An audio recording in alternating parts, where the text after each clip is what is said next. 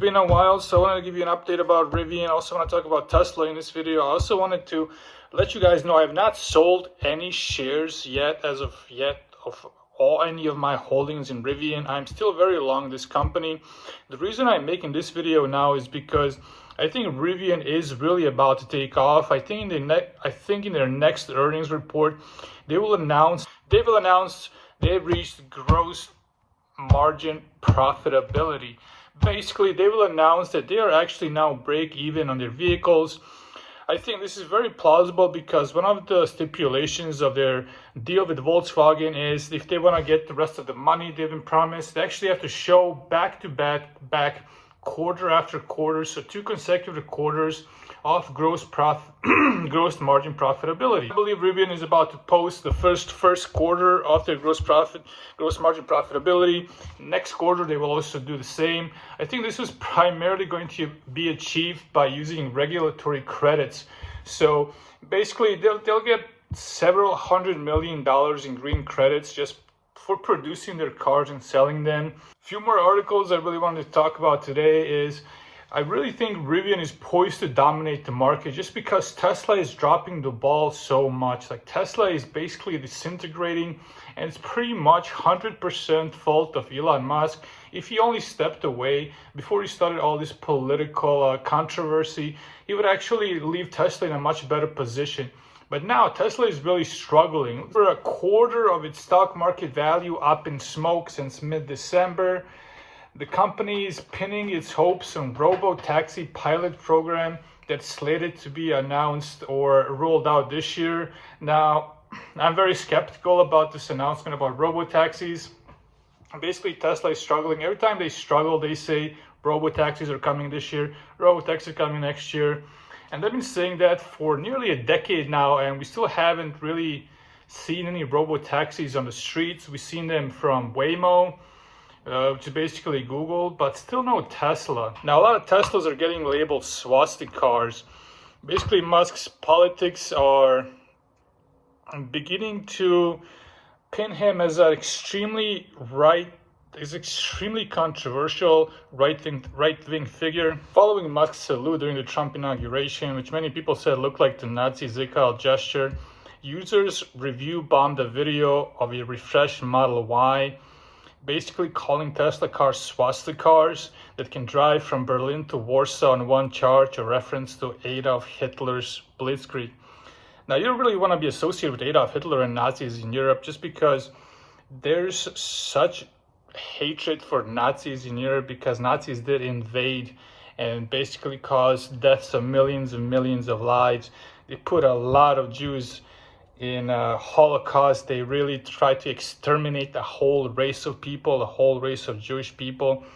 So it's a really bad look when the CEO is, even if he's trolling, it's very irresponsible. Musk's Dutch customers are debating whether they feel Tesla shame, which is a reference to basically Germanic shame of what they did during World War II, what they did to Jewish people, how they tried to exterminate them. So Tesla shame is catching on, and in Germany in January, Tesla shares plummeted by 60%, shrinking their shares of EV market from 23% 2 years ago to just 3.7% last month. So this is a drastic sales drop, and this is pretty much happening across the entire Europe, in Austria, in Scandinavian countries, everywhere. Tesla's CEO has taken very little notice of it.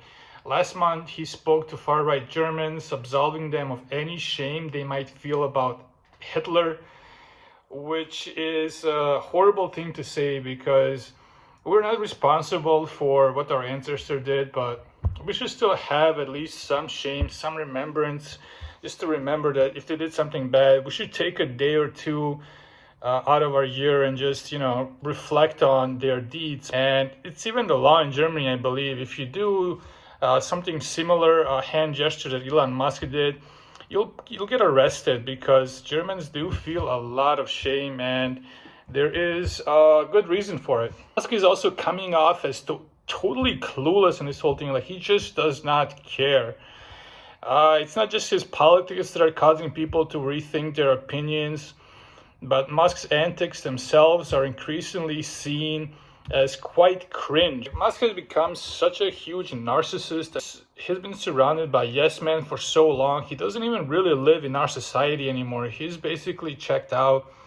He lives on a whole different dimension, and he doesn't really understand what's happening today in America, in the world, in the markets. And as of right now, most of the demand for Tesla is coming from Far East. It's coming from Asia, mostly China, because China is so insulated with their firewall. They're not getting any news really about Musk and his antics. So that's basically the main source of sales for Tesla.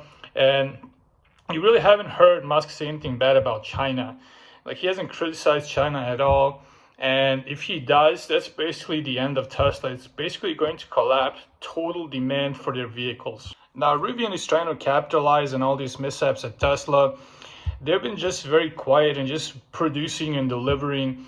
Rivian plans to roll out hands-free driving this year, eyes-free system in 2026. They're actually catching up to Tesla, not only in sales, but also in technology, in autonomy, in self-driving. While Tesla and their CEO have been extremely distracted. Rivian introduced second generation R1S and R1T last summer, so they're improving their vehicles and improving their technology offering. New upgrades that Rivian's introduced. It's powered by 11 cameras, 5 radars, and predictive AI. And I believe they're also in partnership with Amazon Web Services. They will be storing their data and analyzing it. So it's very possible that actually Rivian leaps Tesla in self-driving technology in the coming 2 to 3 years. Most Teslas are equipped with hardware that really wasn't optimized for AI. It wasn't really programmed, or at least as focused with technology that will integrate with artificial intelligence. They will basically be essential for self-driving vehicles in the future. Rivian's new platform is 10 times more powerful than the old system, so their technology is leaping 10 times, and that's just in 1 year. So in about 2 years, it's very probable that self-driving will be part of Rivian and actually might be part of their electric vans, which will be doing autonomous delivery at some point. You can put a robot in the back of the van, you can drive from house to house and actually autonomously drop off packages without even needing a driver, without even needing a person to physically deliver packages. So that's a potential hundreds and $100 billion market.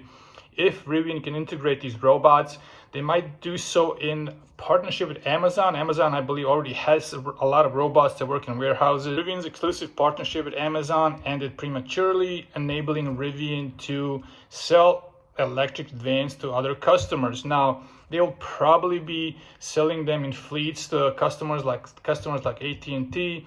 They've sold already around 20,000 to Amazon, and they're still fulfilling the rest of the order, which is 100,000 units. Rivian is really focused selling these vehicles to businesses because businesses have recurring revenue, and they will be able to pay for Fleet OS, Fleet Operating System.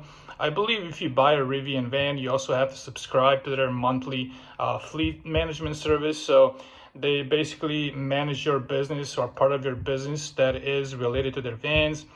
And this can be a huge recurring revenue segment. So with 100,000 vans, it's already $100 million recurring revenue each single year. If they can push out millions and millions of these vans and have recurring subscriptions, this is billions of dollars in recurring revenues just coming from the electric van. So guys, watch out next week for Rivian's earnings report. If they do announce, like I believe they will, gross profitability, if they're basically at break even with their vehicles, expect this stock to make huge moves, huge gains. Pay specific attention what they say about R2, their cheaper SUV that's coming next year.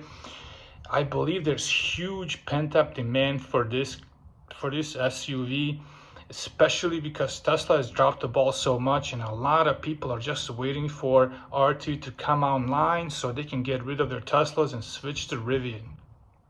That's it, guys. If you have any questions or comments, let me know, and let's all wait and see how Rivian does next week.